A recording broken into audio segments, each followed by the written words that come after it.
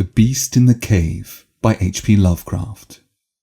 The horrible conclusion which had been gradually intruding itself upon my confused and reluctant mind was now an awful certainty. I was lost, completely, hopelessly lost in the vast and labyrinthine recess of the Mammoth Cave. Turn as I might, in no direction could my straining vision seize on any object capable of serving as a guidepost to set me on the outward path. That never more should I behold the blessed light of day, or scan the pleasant hills and dales of the beautiful world outside, my reason could no longer entertain the slightest unbelief. Hope had departed. Yet, indoctrinated as I was by a life of philosophical study, I derived no small measure of satisfaction from my unimpassioned demeanour. For although I had frequently read of the wild frenzies into which were thrown the victims of similar situations, I experienced none of these, but stood quiet as soon as I clearly realized the loss of my bearings. Nor did the thought that I had probably wandered beyond the utmost limits of an ordinary search cause me to abandon my composure for even a moment. If I must die, I reflected, then was this terrible, yet majestic cavern as welcome a sepulchre as that which any churchyard might afford, a conception which carried with it more of tranquillity than of despair. Starving would prove my ultimate fate. Of this I was certain. Some, I knew, had gone mad under circumstances such as these, but I felt that this end would not be mine. My disaster was the result of no fault save my own, since unknown to the guide I had separated myself from the regular party of sightseers, and, wandering for over an hour in forbidden avenues of the cave, had found myself unable to retrace the devious windings which I had pursued since forsaking my companions. Already my torch had begun to expire. Soon I would be enveloped by the total and almost palpable blackness of the bowels of the earth. As I stood in the waning, unsteady light, I idly wondered over the exact circumstances of my coming end. I remembered the accounts which I had heard of the colony of consumptives, who, taking their residence in this gigantic grotto to find health from the apparently salubrious air of the underground world, with its steady, uniform temperature, pure air, and peaceful quiet, had found, instead, death in strange and ghastly form. I had seen the sad remains of their ill-made cottages as I passed them by with the party, and had wondered what unnatural influence a long sojourn in this immense and silent cavern would exert upon one as healthy and vigorous as I. Now, I grimly told myself, my opportunity for settling this point had arrived, provided that want of food should not bring me too speedy a departure from this life. As the last fitful rays of my torch faded into obscurity, I resolved to leave no stone unturned, no possible means of escape neglected. So, summoning all the powers possessed by my lungs, I set up a series of loud shoutings in the vain hope of attracting the attention of the guide by my clamour. Yet, as I called, I believed in my heart that my cries were to no purpose, and that my voice, magnified and reflected by the numberless ramparts of the black maze about me, fell upon no ears save my own. All at once, however, my attention was fixed with a start as I fancied that I heard the sound of soft, approaching steps on the rocky floor of the cavern. Was my deliverance about to be accomplished so soon? Had, then, all my horrible apprehensions been for naught, and was the guide, having marked my unwarranted absence from the party, following my course and seeking me out in this limestone labyrinth? Whilst these joyful queries arose in my brain, I was on the point of renewing my cries, in order that my discovery might come the sooner, when in an instant my delight was turned to horror as I listened. For my ever-acute ear, now sharpened in even greater degree by the complete silence of the cave, bore to my benumbed understanding the unexpected and dreadful knowledge that these footfalls were not like those of any mortal man. In the unearthly stillness of this subterranean region, the tread of the booted guide would have sounded like a series of sharp and incisive blows. These impacts were soft and stealthy, as of the paws of some feline. Besides, when I listened carefully, I seemed to trace the falls of 4 instead of 2 feet.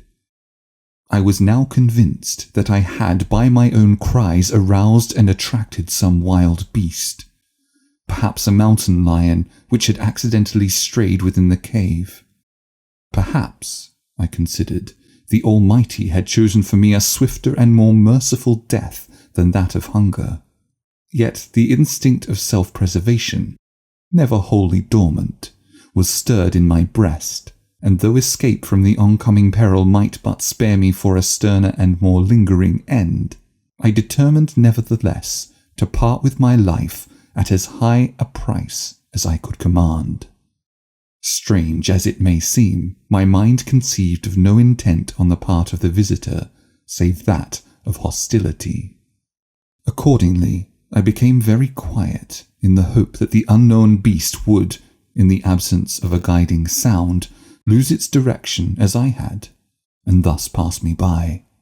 But this hope was not destined for realization, for the strange footfalls steadily advanced, the animal evidently having obtained my scent, which in an atmosphere so absolutely free from all distracting influences as is that of the cave, could doubtless be followed at great distance. Seeing, therefore, that I must be armed for defence against an uncanny and unseen attack in the dark, I groped about me the largest of the fragments of rock which was strewn upon all parts of the floor of the cavern in the vicinity, and grasping one in each hand for immediate use, awaited with resignation the inevitable result. Meanwhile, the hideous pattering of the paws drew near. Certainly the conduct of the creature was exceedingly strange. Most of the time, the tread seemed to be that of a quadruped, walking with a singular lack of unison betwixt hind and 4 feet. Yet, at brief and infrequent intervals, I fancied that but 2 feet were engaged in the process of locomotion. I wondered what species of animal was to confront me. It must, I thought, be some unfortunate beast who had paid for its curiosity to investigate one of the entrances of the fearful grotto, with a lifelong confinement in its interminable recesses. It doubtless obtained as food the eyeless fish, bats, and rats of the cave, as well as some of the ordinary fish that are wafted in at every freshet of Green River, which communicates in some occult manner with the waters of the cave. I occupied my terrible vigil with grotesque conjectures of what alteration cave life might have wrought in the physical structure of the beast, remembering the awful appearances ascribed by local tradition to the consumptives who had died after long residence in the cave. Then I remembered with a start that, even should I succeed in felling my antagonist, I should never behold its form, as my torch had long since been extinct, and I was entirely unprovided with matches. The tension on my brain now became frightful. My disordered fancy conjured up hideous and fearsome shapes from the sinister darkness that surrounded me, and that actually seemed to press upon my body. Nearer, nearer, the dreadful footfalls approached. It seemed that I must give vent to a piercing scream, yet had I been sufficiently irresolute to attempt such a thing, my voice could scarce have responded. I was petrified, rooted to the spot. I doubted if my right arm would allow me to hurl its missile at the oncoming thing when the crucial moment should arrive. Now the steady pat, pat of the steps was close at hand, now very close. I could hear the laboured breathing of the animal, and terror-struck as I was, I realized that it must have come from a considerable distance, and was correspondingly fatigued. Suddenly the spell broke. My right hand, guided by my ever-trustworthy sense of hearing, threw with full force the sharp-angled bit of limestone which it contained toward that point in the darkness from which emanated the breathing and pattering, and, wonderful to relate, it nearly reached its goal, for I heard the thing jump, landing at a distance away where it seemed to pause. Having readjusted my aim, I discharged my second missile, this time most effectively, for with a flood of joy I listened as the creature fell in what sounded like a complete collapse, and evidently remained prone and unmoving. Almost overpowered by the great relief which rushed over me, I reeled back against the wall. The breathing continued in heavy, gasping inhalations and expirations, whence I realized that I had no more than wounded the creature. And now all desire to examine the thing ceased. At last something allied to groundless, superstitious fear had entered my brain, and I did not approach the body, nor did I continue to cast stones at it in order to complete the extinction of its life. Instead, I ran at full speed in what was, as nearly as I could estimate in my frenzied condition, the direction from which I had come. Suddenly I heard a sound, or rather a regular succession of sounds. In another instant they had resolved themselves into a series of sharp, metallic clicks. This time there was no doubt. It was the guide. And then I shouted, yelled, screamed, even shrieked with joy as I beheld in the vaulted arches above the faint and glimmering effulgence which I knew to be the reflected light of an approaching torch. I ran to meet the flare, and before I could completely understand what had occurred, was lying upon the ground at the feet of the guide, embracing his boots and gibbering, despite my boasted reserve, in a most meaningless and idiotic manner, pouring out my terrible story, and at the same time overwhelming my auditor with protestations of gratitude. At length I awoke to something like my normal consciousness. The guide had noted my absence upon the arrival of the party at the entrance of the cave, and had, from his own intuitive sense of direction, proceeded to make a thorough canvass of by-passages just ahead of where he had last spoken to me, locating my whereabouts after a quest of about 4 hours. By the time he had related this to me, I, emboldened by his torch and his company, began to reflect upon the strange beast which I had wounded but a short distance back in the darkness, and suggested that we ascertain, by the flashlight's aid, what manner of creature was my victim. Accordingly, I retraced my steps, this time with a courage born of companionship, to the scene of my terrible experience. Soon we descried a white object upon the floor, an object whiter than even the gleaming limestone itself. Cautiously advancing, we gave vent to a simultaneous ejaculation of wonderment, for of all the unnatural monsters either of us had in our lifetimes beheld, this was in surpassing degree the strangest. It appeared to be an anthropoid ape of large proportions, escaped, perhaps, from some itinerant menagerie. Its hair was snow white, a thing due no doubt to the bleaching action of a long existence within the inky confines of the cave. But it was also surprisingly thin, being indeed largely absent save on the head, where it was of such length and abundance that it fell over the shoulders in considerable profusion. The face was turned away from us, as the creature lay almost directly upon it. The inclination of the limbs was very singular, explaining, however, the alternation in their use which I had before noted, whereby the beast used sometimes all 4, and on other occasions but 2 for its progress. From the tips of the fingers or toes, long rat-like claws extended.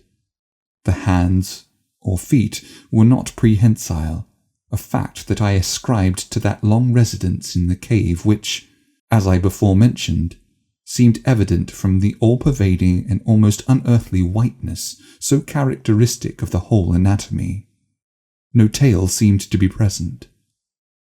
The respiration had now grown very feeble, and the guide had drawn his pistol with the evident intent of dispatching the creature, when a sudden sound emitted by the latter caused the weapon to fall unused. The sound was of a nature difficult to describe. It was not like the normal note of any known species of simian, and I wonder if this unnatural quality were not the result of a long-continued and complete silence, broken by the sensations produced by the advent of the light, a thing which the beast could not have seen since its first entrance into the cave.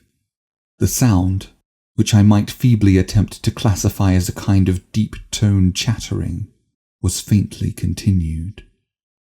All at once a fleeting spasm of energy seemed to pass through the frame of the beast. The paws went through a convulsive motion, and the limbs contracted. With a jerk, the white body rolled over so that its face was turned in our direction. For a moment I was so struck with horror at the eyes thus revealed that I noted nothing else. They were black, those eyes. Deep, jetty black, in hideous contrast to the snow-white hair and flesh. Like those of other cave denizens, they were deeply sunken in their orbits, and were entirely destitute of iris. As I looked more closely, I saw that they were set in a face less prognathous than that of the average ape, and infinitely less hairy. The nose was quite distinct. As we gazed upon the uncanny sight presented to our vision, the thick lips opened, and several sounds issued from them, after which the thing relaxed in death. The guide clutched my coat sleeve and trembled so violently that the light shook fitfully, casting weird moving shadows on the walls.